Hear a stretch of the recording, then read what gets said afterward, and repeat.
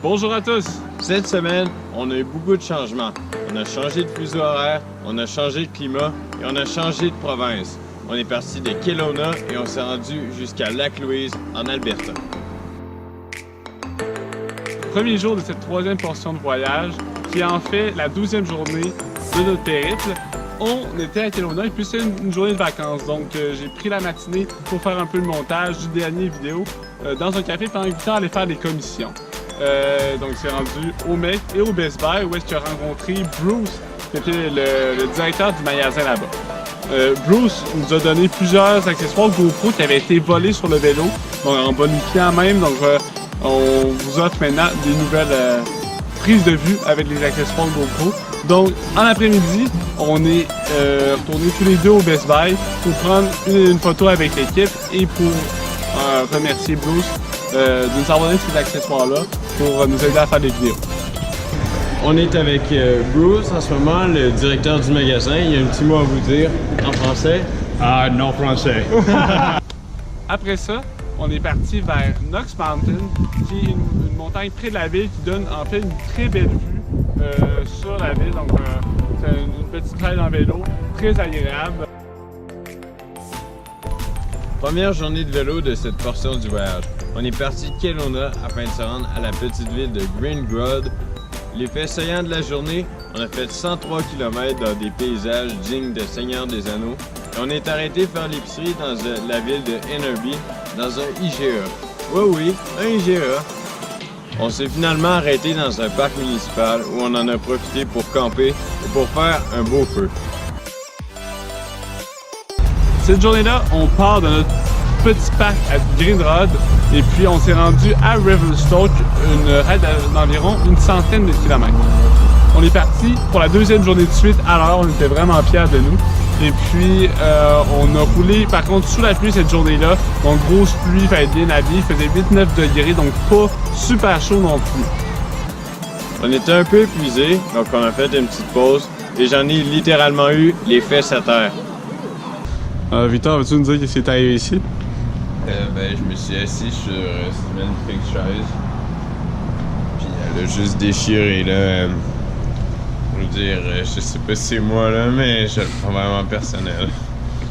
Donc, après quelques appels et quelques envois de messages, on a trouvé un hébergement avec Warm Shower, cette application-là qui met les cyclistes en contact pour trouver de l'hébergement. Donc, c'est Jane et Keith qui nous ont reçus, deux retraités passionnés de vélo.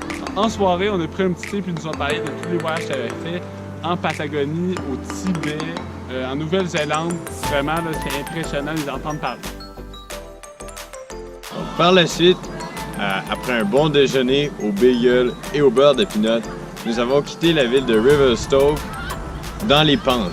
Donc, ça partait en montant et on a monté pas mal toute la journée afin finalement d'atteindre le parc national de Glacier où on a eu froid, comme le nom dit.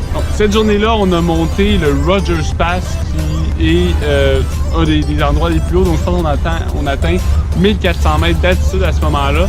À notre arrivée, tout de suite, les gens de Parc Canada qui ont vu qu'on était complètement glacés nous ont servi un thé chaud et je vous dis, ça nous a permis de repartir et de continuer. On a continué et on a roulé une centaine de kilomètres cette journée-là avant de s'arrêter totalement épuisé puis de camper dans un magnifique endroit sur le bord de l'autoroute. On a également croisé cette journée-là un cycliste qui se déplaçait, je pense que lui, il parcourait la Colombie-Britannique et puis on a roulé quelques kilomètres avec lui. Il roulait très vite dans les pentes. Dans le parc de Glacier, ce qui était spécial, c'est qu'on a changé de fuseau horaire. On se rapproche de vous, on est maintenant à 2 heures de vous, ceux qui nous écoutez depuis le Québec. Fait que ce matin, il faisait vraiment froid. On est juste sorti du parc national, là. Fait que on a même fait un peu de fièvre. La fièvre de la danse!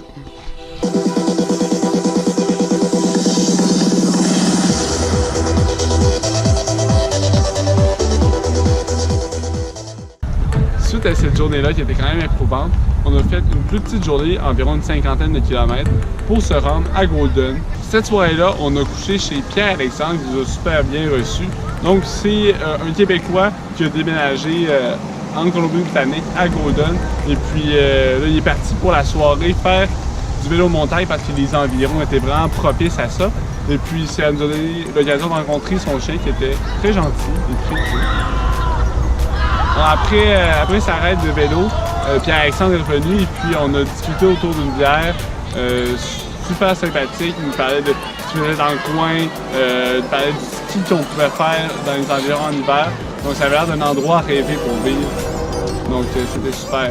D'ailleurs, si tu nous écoutes en ce moment, on te souhaite bonne chance dans ton voyage en direction du Mexique en septembre prochain. Dernière journée de cette étape du voyage, une grosse journée où on quittait la Colombie-Britannique.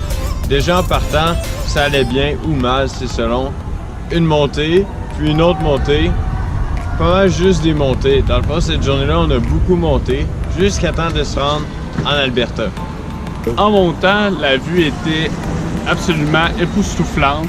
Donc, on avait une vue sur les montagnes, sur la rivière, la Kicking Horse River, qui est d'un turquoise incroyable, qui passe en bas là. Et puis aussi le rail de train du Canadien Pacifique.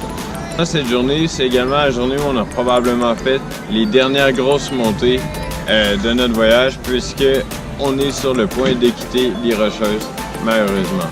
Arrivé à la frontière de l'Alberta, une chose à dire, c'était très venteux. On a essayé de faire une petite vidéo, mais ça n'a pas vraiment. Finalement, on est enfin arrivé à Lac-Louise. Donc, première chose, on avait très faim, donc on était faire l'épicerie. Mais quelle ne fut pas notre surprise de voir à quel point les prix étaient élevés.